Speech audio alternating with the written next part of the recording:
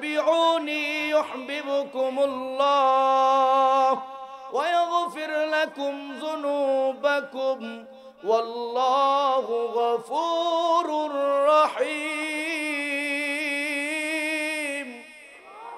আল্লাহ পাক রব্বুল আলামিন পবিত্র কালামুল্লাহ শরীফের ভিতরে বলে দিছে, ও নবী আপনি জানায় দেন, দুনিয়ার মধ্যে যারা আপনাকে মানবে, আপনার কথা শুনবে, আপনার সুন্নতের অনুসরণ করবে, ওরা আমি আল্লাহরে পাবে। আর আমি আল্লাহরে যদি পাই তাহলে এমনিই বান্দা আমার হয়ে যায়। সুবহানাল্লাহ কন্যা। আমাদের মনোযোগ যত সুন্দর হবে আওয়াজ তত সুন্দর হবে। মনোযোগ দিব তো ইনশাআল্লাহ। ভাই আমার বন্ধুরা আমার, গভীর মনোযোগ। নবী আলাইহিস সালাতু ওয়াস সালাম দয়ার নবী রাহমাতুল লিল আলামিনের এই আল্লাহ পাক রব্বুল আলামিনের আয়াতের ব্যাখ্যায় দয়ার নবী রাহমাতুল লিল আলামিন হাদিস বর্ণনা করেন, লা ইউমিনু আহাদুকুম হাত্তা আকুনা আহাব্বা ইলাইহি মিন ওয়ালিদিহি ওয়া ওয়ালাদিহি ওয়ান নাসি আজমাইন। ও দুনিয়ার মানুষেরা, ততক্ষণ পর্যন্ত তোমরা প্রকৃত মুমিন মুসলমান হইতে পারবে না যতক্ষণ না তোমরা তোমাদের মা বাবা, ছেলে মেয়ে, সন্তান, জীবনের শ্রেষ্ঠ সম্পদের চাইতে বেশি আমি নবীকে মুহাব্বত না করবা, ততক্ষণ পর্যন্ত তোমরা প্রকৃত মুমিন হতে পারবে না। তাহলে আল্লাহ কোরআনের মধ্যে কইলো নবীর অনুসরণ করার কথা। নবী আলাইহিস সালাতু ওয়াস সালাম হাদিসের মধ্যে বললেন, নবীকে না ভালোবাসলে মুমিন হওয়া যায় না। তাহলে বলেন নবীর কথা মানা ফরজ। কথা কন। আল্লাহর ইবাদত করা যেমনি ফরজ, নবীর অনুসরণ করা তেমনি ফরজ। কে বলছেন? কথা কন, কে বলছে? ইন্নাল্লাহা আলা কুল্লি শাইইন কাদির। আল্লাহু আকবার। যে আল্লাহ তামাম পৃথিবীর সব কিছু করে নেওয়ালা একমাত্র ক্ষমতাধর আমার আল্লাহ, সেই আল্লাহ বলছে আমি আল্লাহকে যদি পাইতে চাও তাহলে নবীরে পাও, আর যদি নবীরে পাও তাহলে আমি আল্লাহরে এমনি পাওয়া যাইবা, আর আমি আল্লাহরে যদি পাও তাহলে আমি আল্লাহ তোমার গুনাহগুলি মাফ করে দে। নবী বলতেছেন তোমরা তোমাদের জীবনের মধ্যে সবচেয়ে দামি দামি জিনিসের চাইতে যদি আমি নবীরে ভালো না বাসো তাহলে ততক্ষণ পর্যন্ত মুমিন হতে পারবা না। তাহলে বলেন নবীর কথা না মানলে মুমিন হওয়া যাব? নবীকে ভালো না বাসলে মুমিন হওয়া যাইব? নবীকে না মানলে, নবীর সুন্নত না মানলে, নবীর হুকুম পালন না করলে যেমন মুসলমান হওয়া যায় না, তেমনি ভাবে নবীর অনুসরণ যদি করে তাহলে একজন দামহীন মানুষ, মূল্যহীন মানুষ মূল্যওয়ালা হইয়া যায়। ঘটনা সকলেরই জানা। আল্লাহর নবীর এক সাহাবী, গোলামের বেটা গোলাম হযরতে বেলাল রাদিয়াল্লাহু তাআলা আনহু, যিনি গোলাম ছিলেন তার বাবাও গোলাম ছিলেন। গোলামদের পরিচয় বড় নিম্ন, তেমন দামি একটা লোক না, কম দামি লোক, মূল্যহীন একটা ব্যক্তি। চেহারাও তেমন একটা সুন্দর না, কণ্ঠটাও সুন্দর না।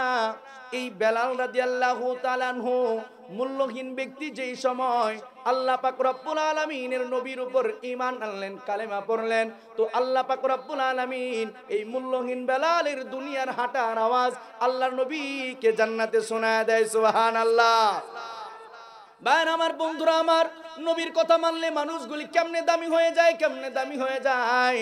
বেলাল রাদিয়াল্লাহু তাআলা আনহুর তিনি গোলাম ছিলেন, তার মনিব ছিল হযরত উমাইয়া, নাউজুবিল্লাহ, উমাইয়া বিন খালদ। এই উমাইয়া বিন খালদ যখন শুনতে পারলো কোন একটা জায়গায় যায় যে আপনার চেয়ার তো আর চেয়ার নাই, কারণ আপনার সাধারণ গোলাম বেলাল ইসলাম গ্রহণ করছে, আপনার নেতামির খাওয়া নাই। যেই সময় এই কথা বলছে তেলে বেগুনে জ্বলে উঠা হযরত বেলাল রাদিয়াল্লাহু তাআলা নূর মনিব বেলাল রাদিয়াল্লাহু তাআলা নূরকে আয়েশা এমন ভাবে টর্চার শুরু করলো, জিজ্ঞেস করতে লাগলো, কিরে বেলাল তুই নাকি ঈমান আনছস, কালেমা পড়ছস, মুহাম্মদের দরবারে যাস?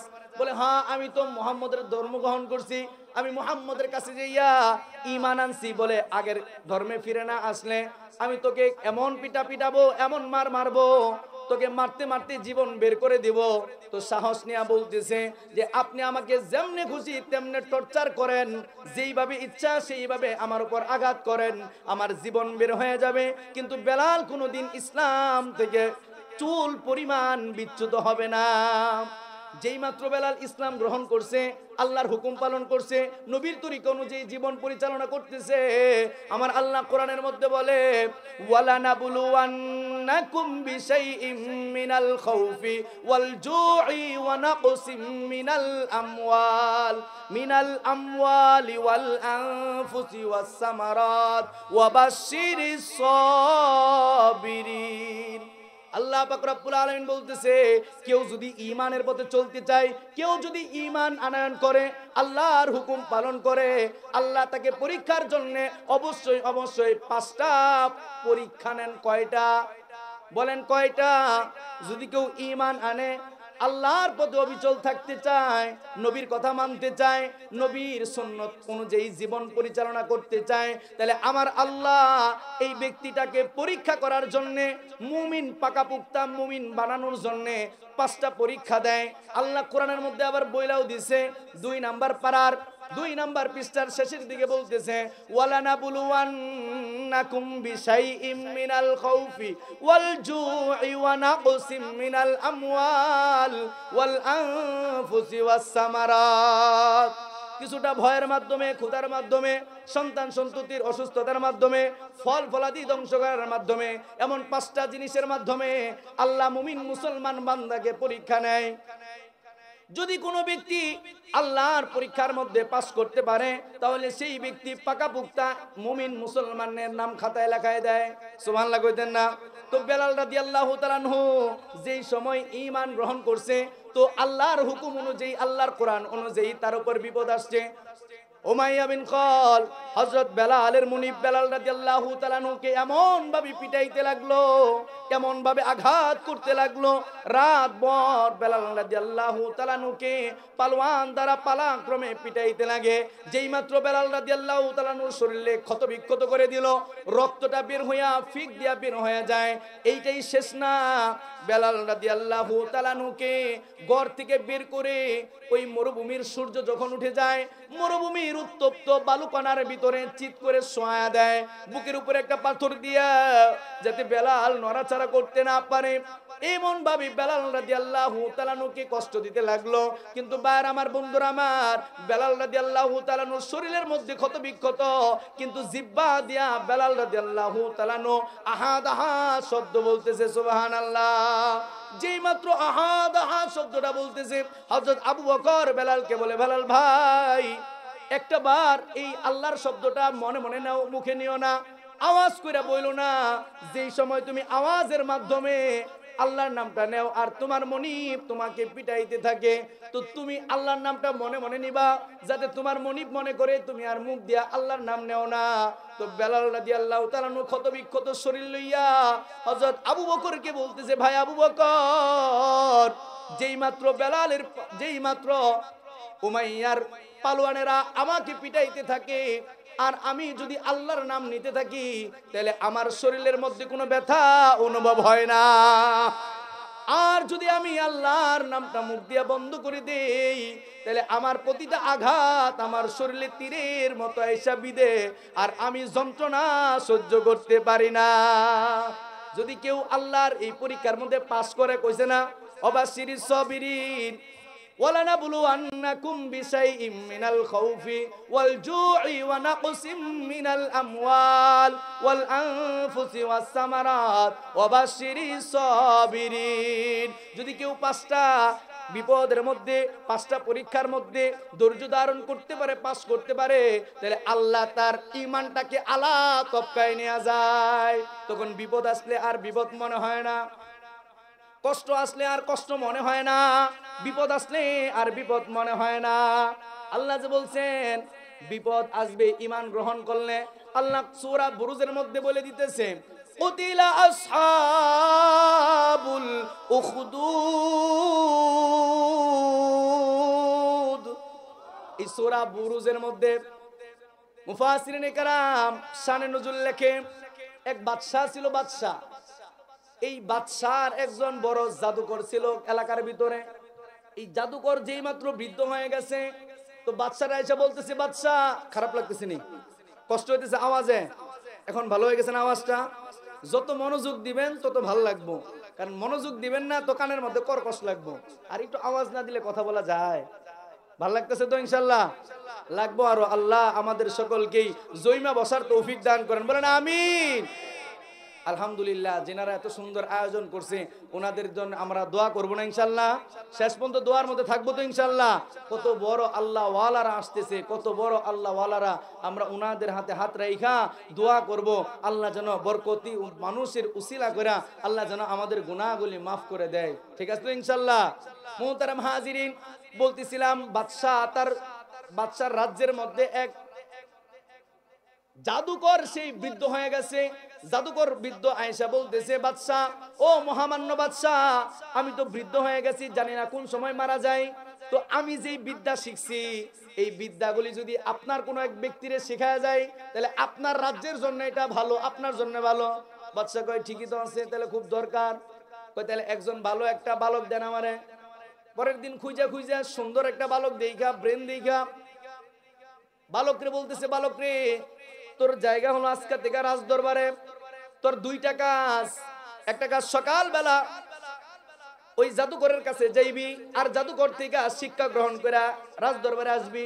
এই দুইটাই তোর কাজ, আর কোনো কাজ না। তো যেই মাত্র এই বাচ্চারে নিয়োগ দিছে, প্রতিদিন যখন এই বাচ্চাটা বালকটা জাদুকরের দরবারে যায় আবার আসতে থাকে, প্রতিদিন রাস্তার মধ্যে এক ব্যক্তির সাথে দেখা। প্রতিদিন যদি একজনের সাথে দেখা হয় তাহলে তার সাথে একটু চোখে চোখ পড়লে তো মিল মোহাব্বত বেড়ে যায়। প্রতিদিন যখন দেখা হইতেছে, হঠাৎ করে একদিন জিজ্ঞেস করতেছে, কিরে বালক, তুমি কোথায় যাও প্রতিদিন এই সময়? বলে, আমি তো বাদশার পক্ষ থেকে নিয়োগ প্রাপ্ত, বাদশা আমার একটা কাজ দিছে, ওই জাদুকরের কাছে গিয়ে আমি জাদুমন্ত্র জাদুবিদ্যা শিখতেছি, আর প্রতিদিন দরবারে চলে যায়। বলে, তুমি যেহেতু প্রতিদিন এই দিক দিয়ে যাও আর আমার সাথে দেখা হয়, তো মাঝে মাঝে আমার এই জায়গায় একটা গির্জা আছে, দরবার আছে, এখানেও বসতে পারো। চলো, তাওরাত কিতাবের বড় আলেম ইহুদি পাদ্রী, এই পাদ্রী তারে একত্ববাদের দাওয়াত দিবে, কারণ যে যেটা করে ও তো ওইটার লোক খুঁজে। তো পাদ্রী প্রতিদিন দেখা করে, কথা কয়, নিজের কাছে নিয়ে বসায়। প্রতিদিন এমন করতে করতে কিছুদিন পরে তারে দাওয়াত দিয়ে দিছে। তো এই বাচ্চাটার এখন কাজ হয়ে গেছে তিনটা। সকালবেলা বাদশার দরবার থেকে বের হইয়া প্রথমে এই তাওরাত কিতাবের আলেম এই পণ্ডিতের কাছে যায়, এখান থেকে আবার ওই জাদুকরের দরবারে যায়, আবার বাদশার দরবারে আসে। এমন করতে করতে হঠাৎ একদিন যখন এই বাচ্চাটার ঈমানটা পরিপূর্ণ হয়ে গেছে, আল্লাহর পরিচয় পেয়ে গেছে, তাওরাত কিতাব সম্পর্কে বুঝ ব্যবস্থা হয়ে গেছে, তো রাস্তার মধ্যে দেখে একটা হিংস্র প্রাণী বসে রয়েছে। যে হিংস্র প্রাণীর জন্য মানুষেরা যাইতেও পারে না, আসতেও পারে না, বড় মহাবিপদ। এই বালকটা মনে মনে চিন্তা করতেছে, আমি যে দুইটা বিদ্যায় শিক্ষা অর্জন করতেছি, দুইটা বিদ্যা অর্জন করতেছি, আজকে দেখব কোনটা আসল আর কোনটা নকল। আমার সামনে যাচাই করার বিষয় আইসা গেছে। তো এই বাচ্চাটা যেই মাত্র হিংস্র প্রাণীর সামনে গিয়া বিসমিল্লাহির রহমানির রহিম, আল্লাহু আকবার, যেই মাত্র বলছে বিসমিল্লাহ, এই কথাটা বলার সঙ্গে সঙ্গে ছোট্ট একটা পাথর, ছোট্ট একটা ইট, কঙ্কর ওই হিংস্র প্রাণীর শরীরের মধ্যে নিক্ষেপ করছে। তো এই ছোট্ট একটা পাথর তার শরীরে লাগার কারণে সঙ্গে সঙ্গে জায়গাতেই মারা যায় ওই হিংস্র প্রাণীটা। তো এই বাচ্চাটা এখন ভাবতেছে, আমি যেই তাওরাত কিতাবের পণ্ডিত আলেমের কাছে শিক্ষা গ্রহণ করি, এটাই তো আমার জন্য আসল, আর ওইটা মনে হয় নকল। তো আজকে যখন সেই তাওরাত কিতাবের আলেমের কাছে যায়, বলতেছে, তোমার আজকে এত দেরি হইলো কেন? বলে, আমার তো আজকে দেরি হইলো এই জন্যে, রাস্তার মধ্যে একটা মহা বিপদ, একটা হিংস্র প্রাণী ছিল, আমি তো আমার কোন শিক্ষাটা আসল আর কোনটা নকল যাচাই করার জন্য এই ঘটনা ঘটাইছি। তো জায়গা থেকে পাদ্রী দাঁড়ায় গেছে, বলতেছে, বালক রে, তোর তো আজকে ঈমানটা কামালিয়তের দরজায় পৌঁছে গেছে, তোর তো ঈমানটা পরিপক্ক হয়ে গেছে। আর আল্লাহ বলতেছে, ঈমান যদি কারো পরিপক্ক হয়ে যায় তার কাছে 5টা বিপদ আসে, আর এই 5 বিপদের কোনো বিপদ যদি তোমার কাছে এখন আসে, তাহলে আমার একটা ওসিয়ত, একটা নসিহত হলো, আমার একটা আবেদন হইলো, আমার কথাটা তুমি গোপন রাখবা, বইলো না। বলে, ঠিক আছে। বাদশার দরবারে গেছে। বাদশার দরবারে যাওয়ার পরে বাদশার দরবারে একদিন হঠাৎ করে এই বাচ্চাটা এমন জাদুবিদ্যা শিখছে, যেই কারোর হাতের মধ্যে ধরে, চেহারার মধ্যে ফু দেয়, তার দিকে তাকায়, তার সব রূপ ভালো হয়ে যায়। বাদশার দরবারে একটা মন্ত্রী ছিল, যেটার চোখ কানা, অন্ধ একটা উজি, এক অন্ধ একটা মন্ত্রী। তো এই মন্ত্রীও যখন শুনলো এমন এক বালক আছে যেই বালকের কাছে গেলে যেই কোনো ধরনের রোগ নিরাময় হয়ে যায়, ভালো হয়ে যায়। তো এই বাদশার মন্ত্রীও তার কাছে গেছে, বলে আপনি আমার চোখটা ভালো করে দেন। বলে আমি তো চোখ ভালো করতে পারি না, আমার চোখ আমাকে ভালো করার ক্ষমতা দিছে তো আমার আল্লাহ। বলেন কে? বলে তুমি যদি আমার আল্লাহর উপর ঈমান আনয়ন করো, আল্লাহকে মানো, তাওহীদ একত্ববাদকে বিশ্বাস করো, তাইলে আমি তোমার চোখ ভালো করার ব্যবস্থা করে দিব। বলে হ্যাঁ আমি মানলাম। সঙ্গে সঙ্গে এই বাচ্চাটা ওই মন্ত্রীর চোখ, অন্ধ চোখটা ভালো করে দিছে। আর বলছে আপনি এই কথা কারোর বললেন না। যেই মাত্র মন্ত্রী বাদশার দরবারে গেছে, বাদশার দরবারে যাওয়ার পরে বাদশা জিজ্ঞেস করে, কি মন্ত্রী মশাই, তোমার না চোখ অন্ধ ছিল, তোমার চোখ কে ভালো করছে? বলে আমার চোখ ভালো করছে আমার আল্লাহ। আল্লাহু আকবার। আমার চোখ ভালো করেছে আমার আল্লাহ। বাদশা বলতেছে আমি তোমার আল্লাহ, আমি তোমার রব, আমি তো তোমার চোখ ভালো করি নাই, তাহলে তোমার চোখ কোন আল্লাহ ভালো করলো? বলে আমার আল্লাহ তো ওই আল্লাহ যেই আল্লাহ সব কিছু করার ক্ষমতা রাখে। সুবহানাল্লাহ। আরো জোরে কোন সুবহানাল্লাহ। এই মুক্তাগাছার মানুষ ঈমানের আওয়াজ কোন না সুবহানাল্লাহ। ভাইরা আমার, বন্ধুরা আমার, এখন বাদশা জোর করে ধরছে মন্ত্রী, সত্যি কথা বলো না তোমার কিন্তু বিপদ আছে। বলে আপনি যেই বাচ্চারে নিয়োগ দিবেন, যেই বালকরে, ওই বালক আমারে একত্ববাদ আল্লাহর বিশ্বাসী বানাইয়া আমার চোখ ভালো করে দিছে। তো ওই বাচ্চারে সামনে আনছে, সামনে আনার সঙ্গে সঙ্গে বলতেছে, এই বাচ্চা আমি তোমাকে কি শিক্ষা করতে দিলাম আর তুমি কি শিখলা? তুমি নাকি আমি আল্লাহরে মানো না? বলে না না না, আমি তো আপনাকে মানি নাই, আমার আল্লাহ হলো ওই আল্লাহ, যে আল্লাহ আসমানের মালিক, যে আল্লাহ জমিনের মালিক, যে আল্লাহ তামাম পৃথিবীর মালিক। সুবহানাল্লাহ। যেই মাত্র এই বাচ্চাটা, এই বালকটা এই কথা বলছে, তো বাদশা তো এমন রাগান্বিত হয়েছে, এই বাচ্চারে বলতেছে তুমি যদি আমার উপর ঈমান আনয়ন না করো, তাহলে তোমার উপর মহা বিপদ আছে। আর তোমাকে কে এইগুলি শিখাইছে বলবা? এই সন্তান, এই বাচ্চাটা আর বলে না।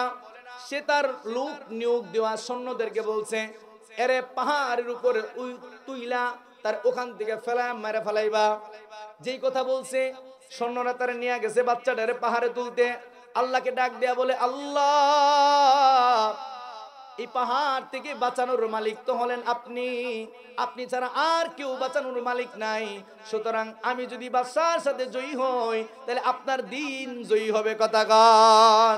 তো আল্লাহ পাক রব্বুল আলামিন ওই পাহাড়ের মধ্যে এমন একটা কম্পন দিছে, বাদশার সব সৈন্যরা পরে মারা গেছে, আর বাচ্চাটাকে আল্লাহ সহি সালামতে বাদশার দরবারে ফিরিয়ে দিছে। যেই মাত্র বাদশার দরবারে আসছে ওই বালকটা, বাদশার চোখ তো আর চোখে নাই, কপালে উঠে গেছে। বড় করে তাকায় দেখে এই বাচ্চাটা আমি মারতে নিলাম, আমার সৈন্য পাঠিয়ে দিলাম, আর সৈন্য সারা বাচ্চা দেখি একলা এসে বলছে। জিজ্ঞেস করে, কিরে বালক কি হয়েছে? বলে যাদেরকে মারতে পাঠাইছেন আমার আল্লাহ তাদেরকে মেরে ফেলছে, আর যেই আল্লাহর দিন গ্রহণ করেছি ওই আল্লাহ আমাকে নিরাপদে আমার বাসায় পৌঁছায় দিছে। তো বাদশা আরো রাগান্বিত হয়ে গেছে। এখন আরো কিছু সৈন্য নিয়োগ দিয়ে দিছে। এই সৈন্যদেরকে বলে, এরে নৌকাতে তুইলা মা সমুদ্রে নিয়ে তারে নিক্ষেপ করবা, সে যদি আমার উপর ঈমান আনয়ন না করে তাহলে তার ওখান থেকে ফেলে দিবা। যেই কথা সেই কাজ, সৈন্যরা তারে নিয়ে গেছে। নিয়ে যাওয়ার সঙ্গে সঙ্গে এই বাচ্চারে যেই নৌকার মধ্যে রাখছে, এই নৌকা নিয়ে যখন মাঝ নদীতে যেই দিছিল, বাচ্চা আল্লাহ ডাক দেয়া বলে, ওগো আল্লাহ, আপনি যদি আমাকে এই জায়গায় নিঃশেষ করে দেন, তাহলে বাদশা জয়ী হয়ে যাবে আর আপনার দিনটা পরাজয় হবে। সুতরাং আপনি আমারে জয়ী করার জন্য এখান থেকে নিরাপদে বাদশার দরবারে ফিরায় দেন।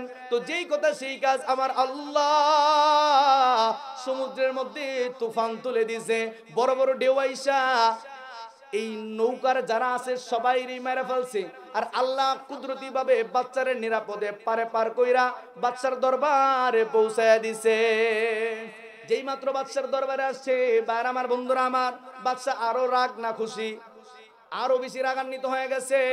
বাদশা যখন রাগান্বিত হয়ে গেছে, তো ওই বাদশাকে বলতেছে, আপনি দুনিয়ার যত রকমের পদ্ধতি অবলম্বন করবেন, আপনি আমারে তো মারতে পারবেন না।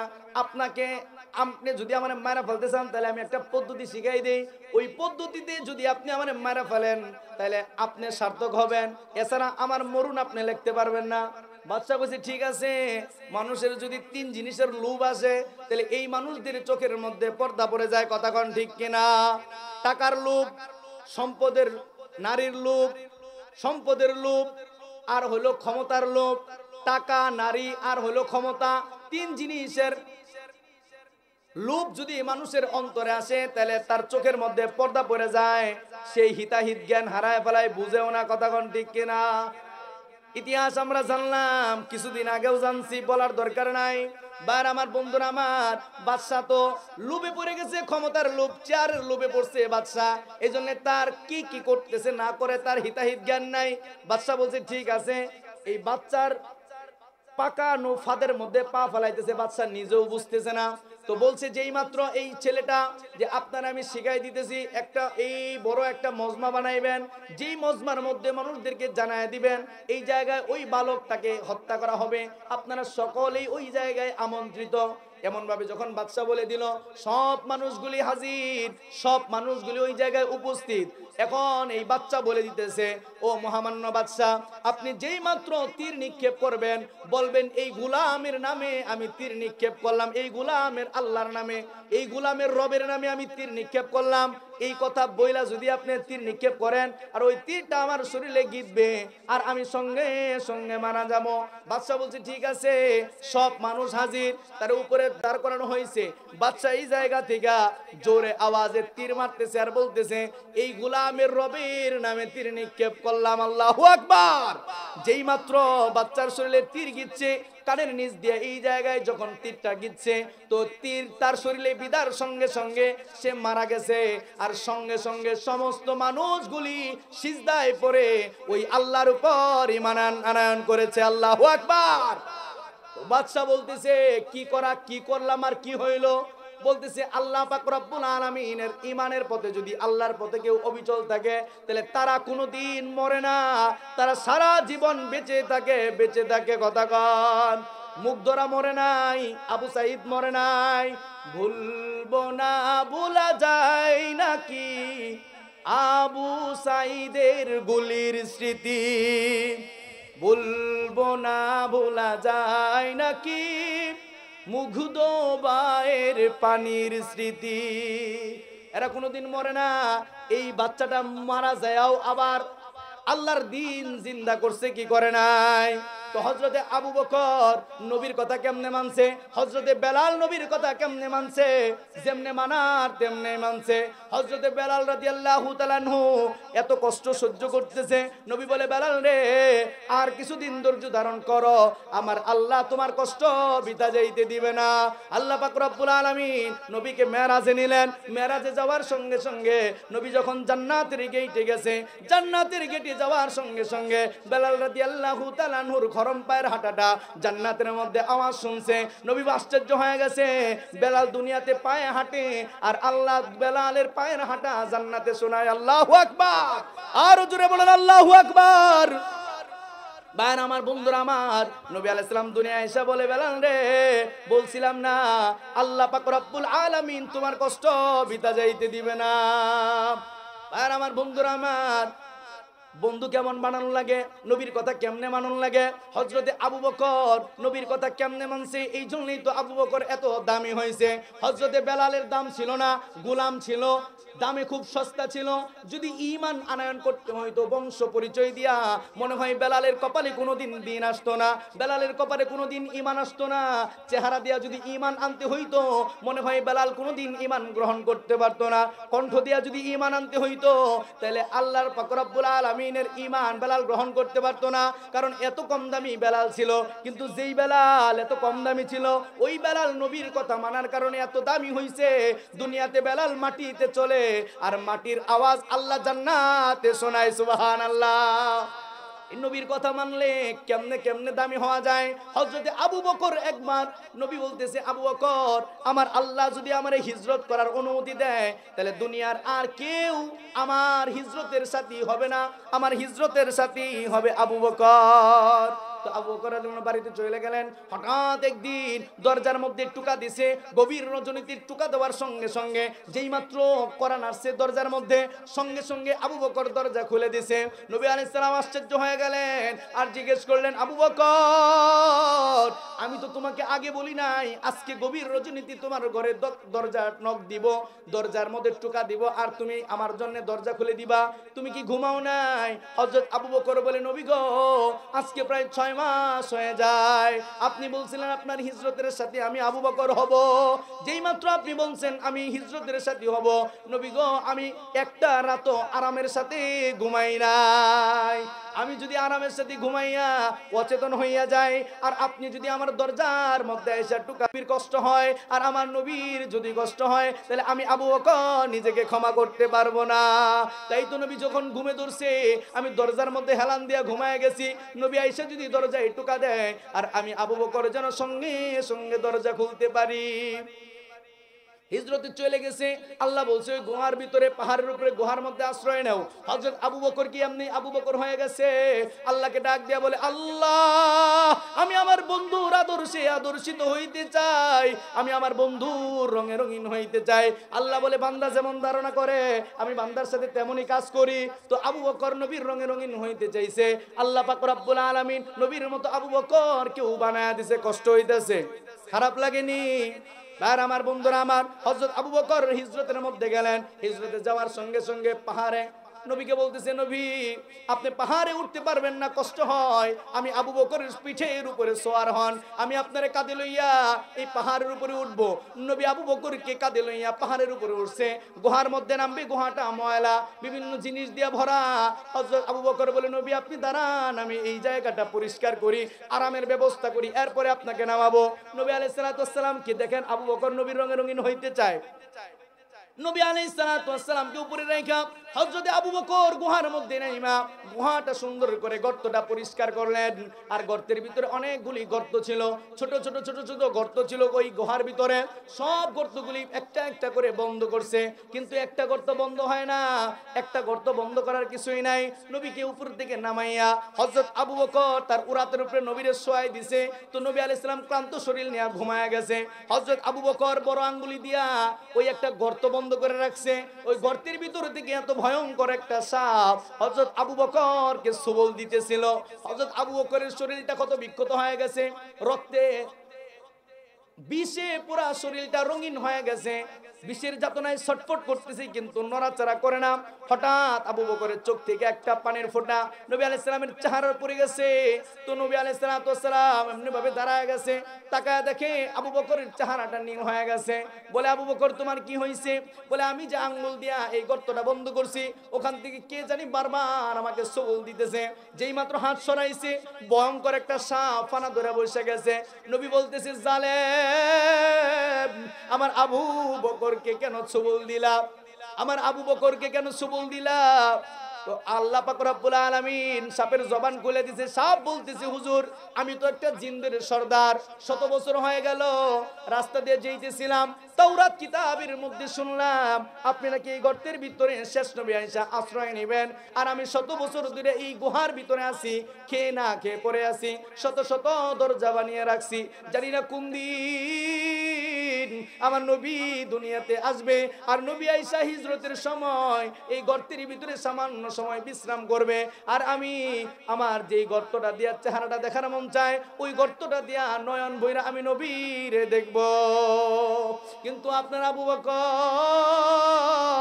প্রত্যেকটা গর্ত বন্ধ করে রাখছে, একটা গর্ত ধরে রাখছে, কোন গর্ত দিয়ে আমি আপনাকে দেখতে পারি না। আমার প্রেমের যাতনা সহ্য হয় না, আমি আর আমাকে ধরে রাখতে পারতেছিলাম না, ধৈর্য হারা হয়ে গেছি, তাই তো আপনার আবু বকরকে সবল দিয়া দিছি। তো হযরতে আবু বকর নবীর রঙে রঙিন হইতে যায়। কাফেররা নবীকে বিষ মাখায়া রুটি দিছিল। জিবরাইল এসে বলছে, নবী, এই বিষ মাখা আপনি খায়েন না, এটাতে বিষ আছে, রুটি খায়েন না। তো নবীর অজান্তেই কিছু বিষ পেটের ভিতরে চলে গেছে। নবী আলাইহিস সালাতু ওয়াস সালাম ওফাতের সময় আম্মা জান আয়েশা রাদিয়াল্লাহু তাআলা বলতেছে, আমার প্রাণ প্রিয় স্বামী নবী আলাইহিস সালাতু ওয়াস সালাম বলেন যে, এই আয়েশা, আমার তো বিষের যাতনা শুরু হয়ে গেছে, মনে হয় আমি আর দুনিয়ায় থাকবো না। এই কথা বলতে বলতেই নবী আলাইহিস সালাতু ওয়াস সালাম দুনিয়া ত্যাগ করলেন আর চলে গেলেন 17 দিন অসুস্থ অবস্থায়। তো আমার বাবা হযরত আবু বকর যেই সময় ওফাত বরণ করবেন 17 দিন অসুস্থ, আর যেই সময় ওফাত বরণ করবেন বলতেছে মারে প্রতি বছর বিষের একটা যাতনা শুরু হইতো, যখন বিষের যাতনা শুরু হইতো পাগলের মতো হয়ে যাইতাম, নবীর দরবারে যাইতাম আর নবী তার লালা মুবারক শরীরে লাগাই দিত আর আমি আবু বকর ভালো হয়ে যাইতাম। কিন্তু আজকে নবী নাই, আমি কার দরবারে যাইয়া আমার এই বিষের যাতনাটা বন্ধ করব? মনে হয় আমার আর দুনিয়ায় থাকার সময় নাই। এই কথা বলতে বলতে নবীও 17 দিন অসুস্থ, নবীও বিষের যাতনা নিয়া, আমার বাবাও 17 দিন অসুস্থ, আমার বাবাও বিষের যাতনা নিয়া দুনিয়া ত্যাগ করলেন। ও ভাইরা আমার, বন্ধুরা আমার, আবু বকর বলছে আমি নবীর রঙে রঙিন হইতে চাই, নবীর আদর্শে আদর্শিত হইতে চাই। নবী আলাইহিস সালাতু ওয়াস সালামের যায় নামাজে আমার আল্লাহ আবু বকরের জীবদ্দশায় নামাজ পড়ায়া দিছে। তাহলে বলেন, নবীকে যদি মানতে হয়, নবীর কথা যদি মানতে হয়, নবীর কথা যদি মানি, নবীর কর্ম যদি অনুসরণ করি, তাহলে আমাদের দাম কমবে না বাড়বে? আমাদের সকলের দাম বেড়ে যাবে। যদি কম দামি মানুষটাকে আল্লাহ এত দামি বানাইতে পারে, তাহলে আমরা যে দিন মানছি, আমাদের দিন মানার কারণে আল্লাহ আমাদের কি দাম বাড়াইতে পারে কি পারে না?